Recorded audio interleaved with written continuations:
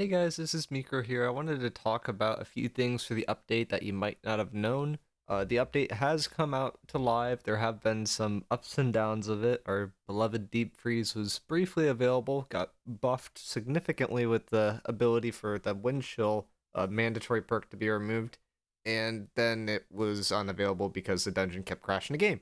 But other than some kind of shenanigans upon the launch itself, a lot of people are very interested in the new artifacts, and I wanted to talk about some of those as well as some other kind of game breaking effects that I think it's important for everyone to know about so everyone's on an even playing field. Most of these are not, well, really none of these are exploits. They're just how stuff works in a game. There are bugs, and I'm bringing attention to them because I would like them to be fixed at some point in the near future, and they're kind of frustrating to play against. But starting off here with the artifacts, because that's what I think a lot of people are like kind of into. The Boltcaster. When I originally rated this, I rated this as a C tier. I got a lot of backlash saying, "Hey, this artifact should be really, really good." It turns out it is really, really shit for like the same reason that I kind of thought originally. Uh, Basically, the way that this works is it's going to apply a debuff to people that you're hitting. You have to refresh that debuff by hitting a target again within 3 seconds with only an auto attack. It has to be either a lighter or a heavy attack. If you do a heavy attack into pen shot or something like that, that pen shot won't trigger the buff. If that 3 second condition isn't to meet, the stack will go away, and basically Boltcaster is not going to be able to consistently get that effect off. As the nutshell of that.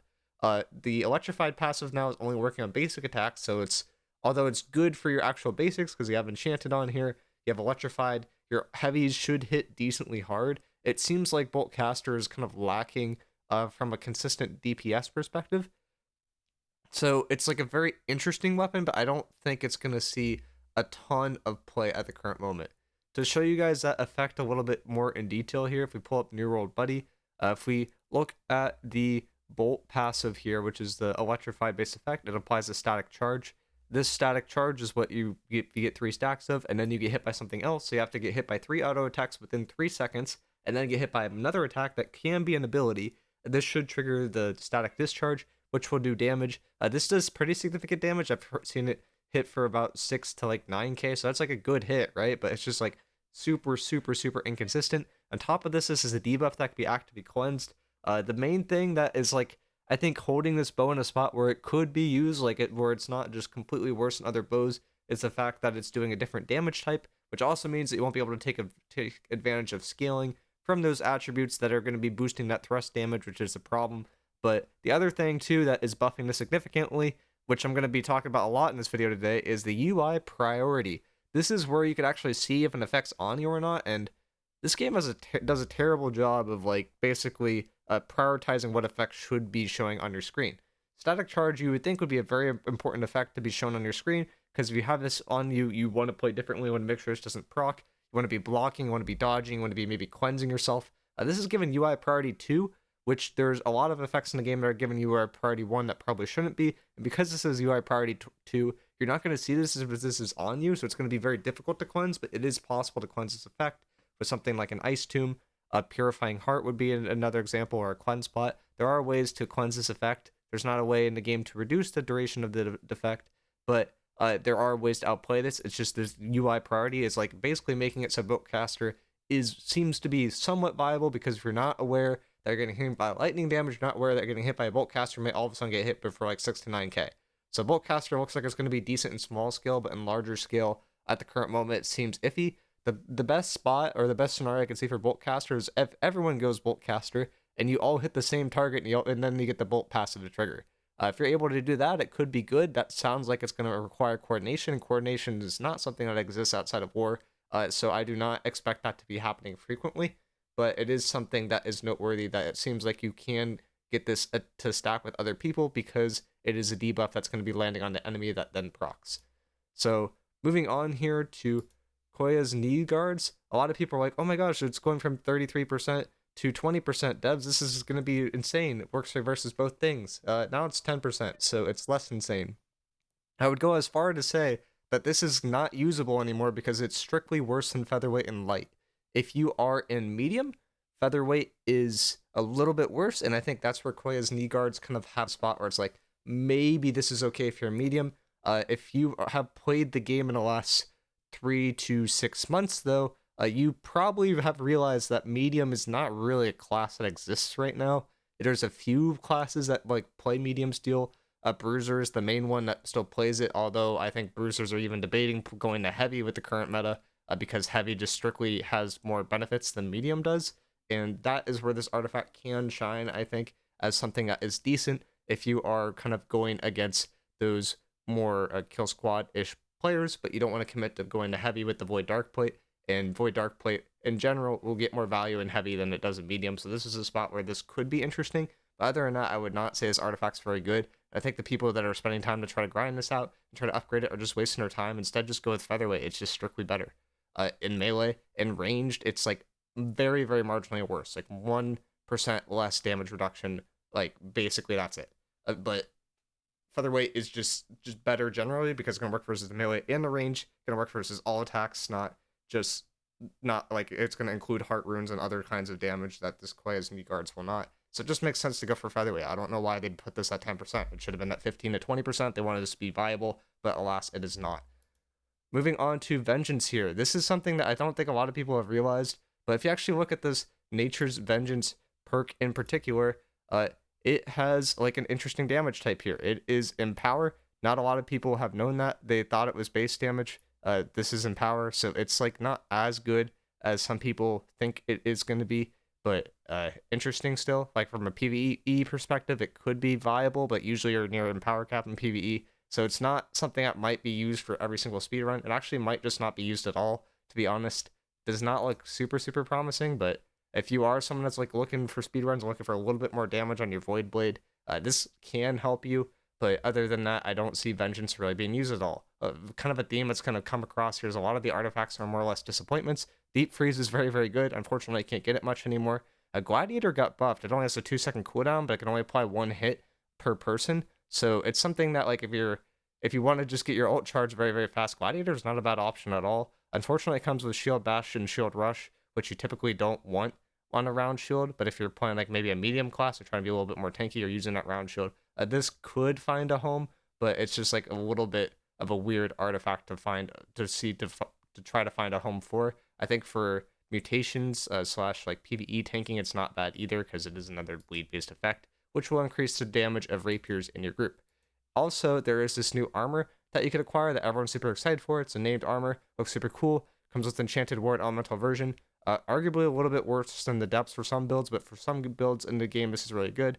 For those of you who don't know, the Depths gear that drops right now has Elemental Version and Shirking Fort, so it's very, very good for a lot of bruisers, a lot of those more tanky classes. This is better for like those kind of more solo players, so I think like OPR, playing in a wide fight in a war, like that's where this kind of shines. But the problem you're going to run into here is if I turn on this upgradable tag, it's not there.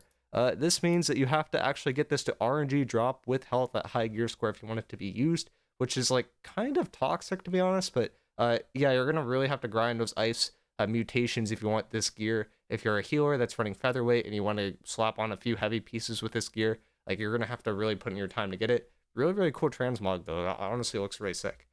Moving on here to my pet peeve, I have discovered something that is like very, very interesting to play. But let me give you a story here. So when the flail first came out, the first thing I saw Bludge, I saw Best Friends, I saw Old Fortify. Old Fortify is very good. I was like, this is the best ability in the game. We played it. Never saw it appear once. We thought it was broken. We thought it was dumb.